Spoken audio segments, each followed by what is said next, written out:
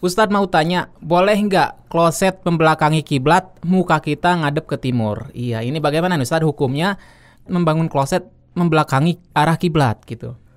Terdapat beberapa hadis sahih yang menunjukkan larangan buang air kecil atau buang air besar ke arah kiblat ataupun membelakanginya. Namun di sisi lain terdapat juga beberapa hadis yang menunjukkan bahwa Nabi Muhammad SAW pernah buang hajat membelakangi arah kiblat. Lalu bagaimana hukumnya? Beberapa hadis sahih yang menunjukkan larangan buang air kecil atau buang air besar ke arah kiblat ataupun membelakanginya.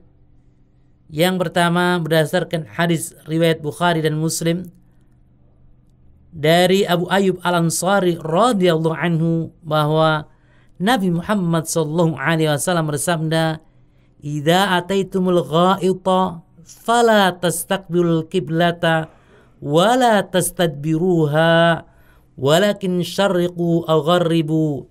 Qala Abu Ayyub, "Faqadimna asy-Syam fawajadna marahidha bunyat qibala al-qiblah fananharifu wa nastaghfirullah ta'ala." Kalau kalian berada di tempat buang air, maka janganlah menghadap ke arah kiblat dan jangan pula membelakangi kiblat, namun menghadaplah ke timur atau ke sebelah barat. Kemudian Abu Ayyub Al-Ansari berkata, "Dahulu ketika kami sampai di negeri Syam, kami mendapati tempat buang air dibangun menghadap ke arah kiblat. Maka kami pun mengubahnya dan kami meminta ampun kepada Allah Subhanahu wa taala." Dalam riwayat Muslim, Rasulullah sallallahu alaihi wasallam bersabda, "Fala tastaqbilul qiblata wa la tastadbiruha bi baulin wala gha'itin." Maka janganlah menghadap ke arah kiblat dan janganlah pula membelakangi arah kiblat ketika buang air kecil ataupun buang air besar. Ada beberapa hadis lain menunjukkan bahwa Nabi Muhammad SAW pernah buang hajat dengan membelakangi kiblat. Sebagaimana hadis dari Abdullah bin Umar radhiyallahu anhu, ia berkata, "Aku pernah naik ke atas rumah Hafsah untuk suatu keperluan. Lalu aku melihat Nabi Muhammad SAW sedang buang hajat membelakangi kiblat dan menghadap ke arah Syam." Hadis riwayat Bukhari dan Muslim. Dari Marwan bin Asfar rahimahullah, ia mengatakan, "Aku pernah melihat Ibnu Umar menurunkan ontanya menghadap ke arah kiblat. Lalu beliau buang air kecil menghadap kiblat. Maka aku bertanya, 'Wahai Abu Abdurrahman, bukanlah perbuatan seperti itu dilarang?' Ibnu Umar berkata, 'Memang benar itu dilarang. Namun yang dilarang adalah ketika buang air di tempat terbuka. Adapun jika antara engkau dan kiblat ada sesuatu yang menutupi, maka tidak mengapa." Hadis riwayat Abu Dawud, Ibnu Zaimah dan Daruqutni.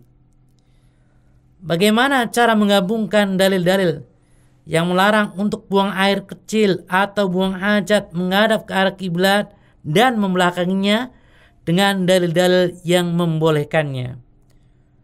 Dalam kitab Taisirul Alam Syarh Umdatil Ahkam dinyatakan bahwa para ulama berselisih pendapat tentang hukum buang hajat menghadap ke arah kiblat dan membelakanginya.